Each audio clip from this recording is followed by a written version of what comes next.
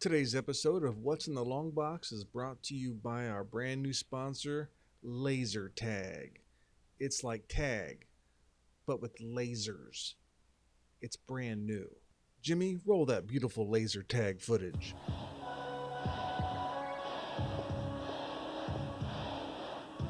On my signal, begin.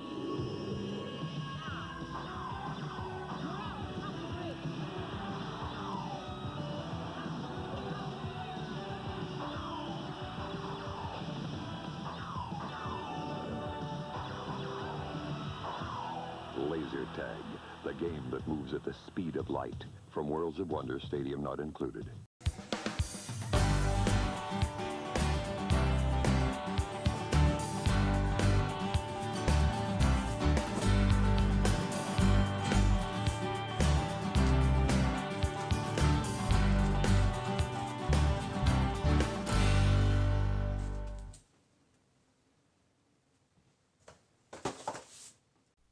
Superman, Volume 2, Issue number 1, published by DC and written and penciled by the great John Byrne, who, as you probably know from, well, Superman, as well as Fantastic Four and X-Men.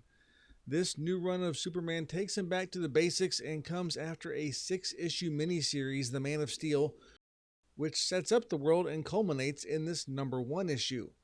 The cover shows a green robot guy standing over a struggling Superman surrounded by rubble, while the phrase, "It's your first issue, Superman, and it could be your last," which is either a threat from the robot or from DC to John Byrne if this didn't work out. Spoiler alert, this cover represents a scene in this book so unbelievably incorrect that I'll have to point it out later. So let's dig in. We open the story, Heart of Stone, on a splash panel of Supes busting through a wall, creepily taunting, come out, whoever you are," with what is either a smile or a grimace, I'm not sure. We see him standing before a Superman-shaped hole surrounded by machinery of some sort. Supes wonders what's up, as it appears no one is home, and since the outside was lead-lined, they obviously did not want him to see what is inside. As he wanders, he fills in the reader on the fact that he's been following the trail that led to this building for a while. The trail that began with his discovery that 1, he was an alien, and 2, he came to Earth in a tiny spaceship that has turned out to be stolen. He's still come to terms with these facts that he has only, in the story, recently discovered. It's not so weird. His buddy Hawkman is an alien. Green Lantern's got his powers from aliens. Some of his best friends are aliens. He comes upon another lead-lined room containing monitors showing images and information on him. Somebody has got a serious hard-on for Superman, and he's mildly concerned about it.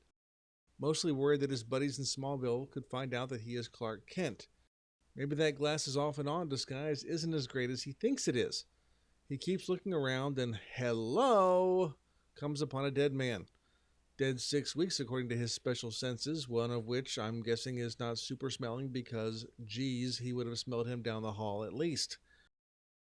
Using his super fingerprinting skills, he confirms that this person owns the truck he found outside the building, the same truck that was used to steal his baby ship. He doesn't know who this guy is, but he does know a vat of acid when he sees it, and enjoys sticking his hand inside of it without problem. He finds fragment of human bone in the acid. This is getting very nasty and very awkward, he thinks. Not sure exactly what's awkward, but it is gross. He thinks that as a duly deputized special operative of the Metropolis Police Force, he should call the cops in. I'm not sure if that's real or more along the lines of Dwight Schrute being a deputy officer, or my stint as a special agent. But either way, he doesn't want anyone else getting their hands on his secret origins. So the best way to handle is, of course, pull the entire building and Earth below up into the atmosphere and into the Lagrange point, where the Earth and the Moon combine to create an area of stability, and also makes a great song by ZZ Top. So Supes leaves a giant flying building in space to go meet Lois for some jogging, because why not? They have some banter, which seems super aggressive and toxic, but is supposed to be cute, I think.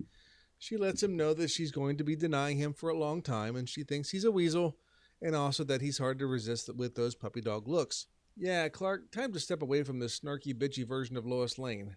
But he knows that as Superman, he'd be banging her in the Lagrange point right now, but he wants to win her as Clark Kent. Ah, love? So the alarm at the local bank goes off, which Lois gets excited about and rushes over to get involved, regardless of Clark's resistance. The front door is bent in and busted, so that's a bigger invitation apparently, and she goes in, only to be grabbed by a big blonde man in a purple vest with no shirt. He's a criminal in his fashion sense as well, apparently. Clark gives him a lame punch and gets knocked across the room. He knows who Clark and Lois are somehow and says he is Metallo, the man who's going to kill Superman. Lois, who has trouble reading the room, snarks the guy and asks how he got such a cornball name. We pop to what I'm guessing is a flashback to an old guy directly talking to Metallo, telling him not to exert himself, calling him a triumph. Now we're back to a pissed off Metallo who lifts jazzercise Barbie Lois up into the air and Superman appears. Unsurprised, Metallo drops Lois as Supes grabs him to take him downtown. Metallo croms him through the wall into a moving van across the street. Supes is dizzy and shocked at the strength of his punch, but he gets up and flies back to the fight. Lois slips off to look for Clark and instead finds a super sketchy hole where he landed, but for some reason assumes Superman tunneled in and then doubled back to the front doors.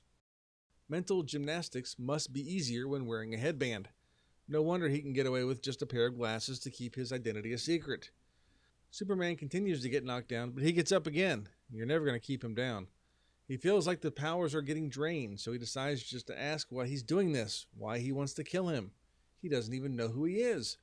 Cut in between Supes' whiny questioning are more flashbacks, showing the old man talking to Metallo, who has metal hands but a human face, and the old man tells him he is more powerful than any other human and that he will kill Superman. Instead of answering any questions, he decides to just choke Superman out. You know how you're at a bank and you just choke Superman out? Supes is actually close to death, losing strength, when police enter and shoot Metallo up. Lois helps him up and he's feeling better as Metallo smokes on the floor. Lois says it's over so quickly. That's what she said. No time. But she did. No time! Without finding out who he really was. Like she had no idea what would happen next, which is Metallo popping back up and telling them he's going to kill them both. Another flashback shows the old man telling Metallo that because of kryptonite he can harm and kill Superman. Through a series of info dump flashbacks, the old man explains what kryptonite is, where Superman is from, how he got to Earth, and all that jazz. Metallo actually argues back that Superman is a hero, nobody can beat him. The old man thinks Supes came here to take over the world and then shows the kryptonite fragment he has. We discovered that the old man has put the kryptonite inside Metallo and covered him with a human-like skin. So suddenly he realizes he's all-powerful, then chokes the old man and kills him. This guy's all about choking people. Metallo continues to beat the crap out of Superman, spilling the tea that he's from another planet. Meanwhile, in a giant L-shaped building, Lex Luthor's caricature secretary, who actually uses the word Super Palooka, tells Lex that there's news footage of Superman getting his ass beat, and this just won't do, since Lex Luthor made a promise to Superman that when he dies, it will be by Lex. And Lex keeps a promise. The building collapses and Lois assumes Superman is dead. Metallo, now mostly robotic skeleton, bursts through the rubble holding Superman's cape.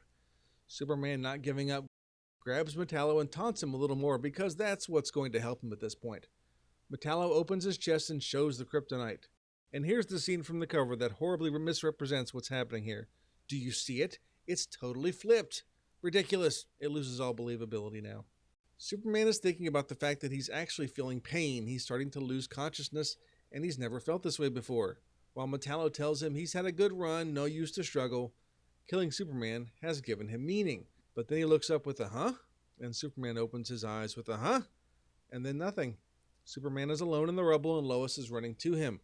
He wonders what happens and she says there was a big shadow appeared and then Metallo vanished. So since Metallo spilled the tea about Supes being an alien, Supes has to make sure Lois is okay with that. Then Supes says he's not as worried about Metallo as he is about the kryptonite in his chest, and if that is out there and someone has taken it, he's in danger, and he has a good idea of who it was. So that was Superman #1, kind of a reboot of what was going on at the time in the Superman universe, taking it back to square one, so to speak, and walking back a lot of the craziness that has gone on up until that point. John Byrne had the power to strip Superman back to his origins and tell the story from there, changing a lot, but then not too much. It's a good but weird read when the shocking reveals are things that everyone has known for decades, but still a nice change of pace, keeping it simple. What happens next? Well, that's another issue. If you enjoyed this video, please like, share, subscribe. Please check back next time and see what else I can find in the long box.